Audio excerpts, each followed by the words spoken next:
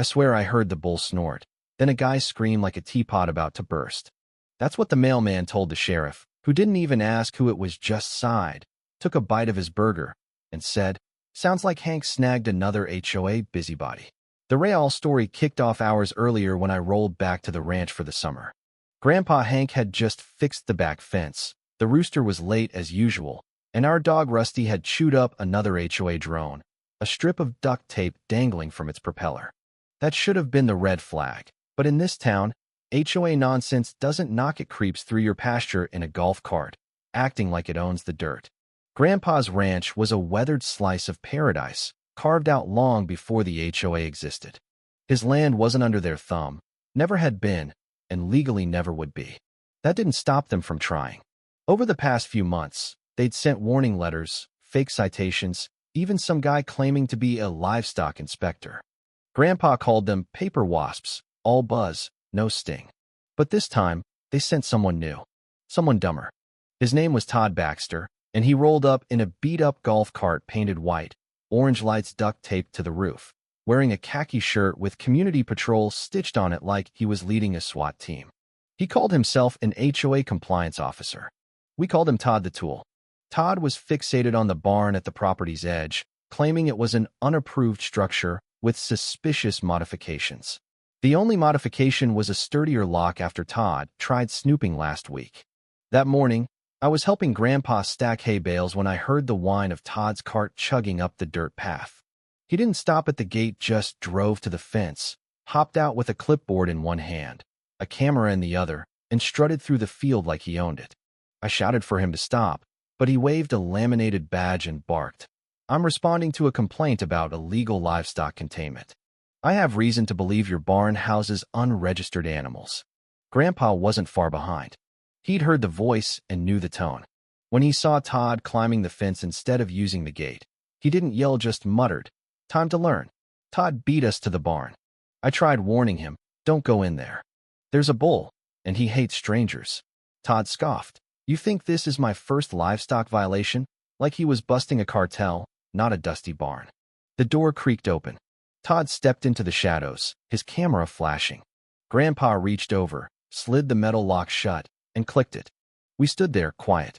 Grandpa didn't smile, just nodded, like he'd checked off a chore. Inside, we heard shuffling, then a metallic clang, then silence. Then one word, "Hey." Todd had met Goliath. Now, Goliath's no ordinary bull. He's a Brahma, big enough to tip a truck if he feels like it. A gift from a buddy of Grandpa's who ran border ranches. Goliath's not mean, just territorial, and Todd reeked of discount cologne and HOA arrogance. Goliath took it personally. A loud snort, a thump, then Todd's yell. "This is assault. Let me out." I glanced at Grandpa. He glanced at the sky. "Storm's coming," he said, though the sky was clear. In Grandpa's world, storms weren't always clouds. We could hear Todd scrambling, knocking over buckets, climbing hay bales like it was a bad escape room. I wondered if we should step in, but Grandpa raised a hand. Man walked in without asking. Now he'll walk out with respect or a limp. Todd tried his phone, shouting, "I need backup. I'm being detained illegally on a hostile ranch. There's a wild bull, no signage." Grandpa chuckled. Bovine's got better manners than him. I asked if we should open the door before Todd broke something. Grandpa said, "He better pray it ain't the bull." 30 minutes later, the HOA cavalry arrived, not the sheriff, who'd have laughed this off, but 3 minivans and a sedan with community oversight magnets. They marched to the fence, demanding Todd's release. Grandpa showed them the deed, proving our land was beyond their reach, and said, "Didn't invite him, didn't lock him, and just shut the door after he invited himself." They threatened lawsuits, snapped photos, quoted bylaws. Grandpa didn't blink. "Your rules work in your cul-de-sacs. This is a ranch. Different laws, different bull." One tried climbing the fence. Grandpa started recording.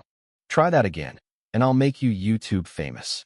Inside, Todd was alive but miserable, yelling as something crashed. Goliath bellowed, deep and annoyed. I turned to Grandpa. "Should we step in?" He shrugged. "Let him stew." Headlights appeared at county sheriff's cruiser. Deputy Vargas stepped out, sized up the HOA cars, the locked barn, and Grandpa leaning on a post. "Let me guess," he said. He didn't knock. Grandpa nodded. Walked in like he pays the mortgage. Vargas sighed, headed for the barn. You got the key? Grandpa tossed him a spare. To the HOA crew, Vargas said, stick around. This just got interesting. Vargas paused at the barn door, listening. Todd was panting, ranting about animal cruelty. Goliath rumbled like distant thunder. Vargas raised an eyebrow. He hurt. Grandpa shook his head. Not yet, but his ego's in the ICU. Vargas smirked, cracked the door, and peeked in. Todd, you good? A frantic voice shot back. There's a beast in here, foaming at the mouth. Goliath, chewing cud in the corner, blinked lazily. Vargas stepped in, back to the wall like it was a hostage scene. Todd was perched on a hay loft ladder, gripping the rails like a shipwreck survivor. His shirt was soaked, his clipboard gone. Do not approach, he warned, pointing at Goliath. That thing's unlicensed and possibly rabid. Vargas, unimpressed, eyed Goliath. Looks more bored than rabid. Come down before you stroke out. He won't charge unless you're dumb enough to provoke him. Todd inched down, slipped halfway, yelped, and caught himself in the least graceful way possible. Grandpa chuckled. That ladder's older than his job. Once Todd was out, dusted off, he started making calls. We're escalating. This is interference with a compliance investigation. A Livestock Act violation. But Vargas stopped him. Hold up. You trespassed. That barn's not under your authority. You climbed a locked gate and met a bull. That's not a compliance check, that's a crime. Todd's face went from red to ghost white. He glanced at the HOA board, who were squirming. The oldest, a sharp woman named Evelyn, stepped up. We thought the property was in violation. We acted in good faith. Vargas wasn't buying it. Good faith doesn't mean breaking and entering. She crossed her arms. We'll see what the county says. I am the county, Vargas said dryly. Judge Ramsey's on her way. While we waited, Todd wiped himself down with napkins from an HOA snack bag. Someone brought brownies. A nervous board member offered Grandpa one. He took it, chewed slowly, staring Todd down. The tension was thick, but the absurdity was thicker. Even Vargas muttered, all this over a barn and a bull. Judge Ramsey arrived in a beat-up Chevy that looked like it hauled hay on weekends.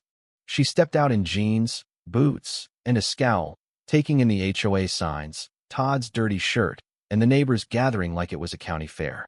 Who ruined my Sunday with this HOA circus? She asked. Todd rushed forward. Your Honor, I was conducting a lawful inspection and was unlawfully detained by livestock. Judge Ramsey turned to Grandpa. That true, Hank? He tipped his hat. He let himself in. I just locked the door. She glanced at Vargas. Trespass confirmed? Video? Witnesses? Vargas nodded toward me. I held up my phone. Got footage of Todd climbing the fence, entering without permission, and audio of him saying he'd catch us in a violation if it's the last thing he does. Todd swiped at the screen like he could erase it. That's out of context. Judge Ramsey watched the clip, handed my phone back, and sighed. It's not out of context when you narrate your own crime. The HOA crew looked like kids caught cheating. She straightened. As of now, Mr. Baxter is under review for trespassing and impersonating an officer beyond his scope. Any citations from this group to this property are void. You're not law enforcement, and this land's not yours. Next time, check the map before storming a barn like you're in a Western. As the judge left, the HOA packed up. Todd stood by his cart, unsure whether to flee or wait. Grandpa leaned over. If you'd knocked, you'd have gotten coffee and a warning. But no, had to play hero in khaki. Todd mumbled and turned to leave, but the rooster, Rusty, crowed loud from the fence post. Todd jumped, tripped, and nearly face-planted into a prickly pear. Grandpa and I swapped looks, holding in laughs like kids at a funeral. That night, we sat on the porch, stars flickering. Goliath lounged in the pasture like nothing happened. Grandpa sipped iced tea. That bull's got more patience than me. Maybe next time, I'll let him school Todd proper. I asked if they'd try again. He nodded. They always do. But now they know what's behind that door. I leaned back, listening to the wind hum through the grass, knowing someone, somewhere, was learning not to mess with the wrong ranch. The next morning didn't start with coffee or hoofbeats, but a buzzing phone. Grandpa let it ring thrice, muttering about morning morons. It was Deputy Vargas, voice low. Hank, check your email. Todd filed a complaint, says you assaulted him with an animal and detained him. Grandpa blinked, then put the phone on speaker. Vargas, the only thing assaulted was his pride. Vargas half-laughed. He's got photos of bruises and a shaky video that skips everything before the bull stared him down. Conveniently left out the trespassing. Grandpa thanked him, hung up, and turned to me. Looks like the weasel's spinning fiction into law. I scrolled through our camera feeds. Post the full footage? Grandpa smiled. Not yet. Let him weave his rope. We'll hang him with the truth later. Still, the mood shifted. Todd wasn't just embarrassed, Edo was mad. And mad HOA types are dangerous when they've got a point to prove. By noon, a young HOA board member dropped off an envelope, avoiding eye contact. It was a demand for a compliance re-inspection in 2 days, with a lawyer's letter citing suspicion of ongoing ordinance violations about livestock and modified structures. Grandpa held the letter like it was roadkill. Subdivision charter protocol? He looked at the hills beyond any subdivision. They're delusional. This wasn't about codes or cows, it was Todd's saving face after getting humiliated. He wouldn't barge into the barn again, but he'd bring backup, cameras, witnesses. So we prepped. I spent a day rigging every camera we had, 3 trail cams around the barn, a wide-angle feed from the roof, a drone with a mic. Grandpa drove to town, returning with signs screaming in red, private property. No trespassing. Under surveillance. Violators prosecuted. We planted them like battle flags. Make it legal soup, Grandpa said. Let em choke on signs. Re-inspection day dawned sunny, a breeze rippling the grass like a warning. At 10 a.m., 4 HOA vehicles rolled up. Todd led, in a crisp uniform, clipboard in hand, a body camera strapped on like he was filming a cop show. Behind him, 3 board members, a guy with a legal pad, and a local news crew. Todd had made this a spectacle. He was about to get a sequel. He marched to the gate, announced himself, and declared, "We're here for a lawful inspection per community charter." Grandpa leaned on the gate, chewing grass. "You're on a cattle trail, not a cul-de-sac. No charter here." Todd ignored him, turning to the cameraman. "Note the landowners refusing access. We'll record this for the board." Grandpa started recording back. "Let's show the boundary markers. This pole. Original line from '69. Judge Ramsey confirmed it. That paper? Toothless. Cross that line, it's trespassing. Second time's an arrest." Todd opened his mouth, probably to spew HOA jargon, but stopped when I handed him a USB drive. "Full footage," I said. "Everything you did last time, audio included." Todd froze. A board member plugged it into a laptop. They watched in silence as Todd hopped the fence, stormed the barn, and froze as Goliath loomed. Their faces paled as Todd's voice cracked, the camera catching every panicked step. The news cameraman, neutral, lowered his gear. "You sure you want this aired?" Todd snapped. "We need this story told. They're hiding violations, dangerous animals, non-compliant structures." But the board wasn't convinced. Evelyn stepped up. "Let's just photograph the exterior." Todd protested, but the others were already retreating. Before they left, Grandpa pointed at the barn. "Cross that line again. You won't face a bull, you'll face every rancher from here to the county line. We built this before your charter, and we'll be here after it's ash." Todd climbed into his cart, slammed the door, and peeled off in a dust cloud. Back inside, we watched the feeds as the convoy bailed, half too rattled to look back. Grandpa poured coffee. "It's never the barn, it's control. They thought we'd fold. Instead, they got a bull, a camera, and a lesson. I asked if they'd quit. Grandpa sipped, stared out the window. Maybe. Or they'll bring lawyers. If they do, we'll give them a courtroom they won't forget." This wasn't the end, just the part where the HOA started to bleed. 2 days later, the HOA held a closed-door emergency meeting. Word was, Todd's antics were under review, and their public image was tanking. The leaked footage posted accidentally by a neighbor who got a copy went viral, hitting 100,000 views in a day. It cut from Todd's "I know my authority" to Goliath snorting and Todd shrieking like a spooked lamb. Comments were brutal. "Bull for sheriff," and "brought a clipboard to a bullfight." Grandpa didn't comment, but I caught him grinning. Then came a knock, not Todd, not the HOA, but a man in a gray suit, Harold Vance, from the subdivision's legal counsel. He wanted a peaceful resolution to an escalating misunderstanding. Grandpa offered him porch tea. Harold didn't drink, eyeing the yard like cameras might pop out. He pulled out a packet, rambling about community rights and retroactive jurisdiction. Grandpa let him talk, then leaned forward. Son, you're talking fast and soft. Means you're nervous and your argument's shaky. Harold faltered. Grandpa pressed. This about Todd's lawsuit. Harold nodded. He claims emotional trauma, career damage, defamation from your endangerment. I laughed so hard I turned away. Grandpa handed Harold a case. Original footage, timestamped. Deed history, witness list. Tell Todd if he wants court, we'll be there with a slideshow. Harold opened the case, saw the evidence, and closed it slowly. I'll advise him to reconsider, he said, brushing dust off his suit. I hope this stays out of the press. Grandpa nodded.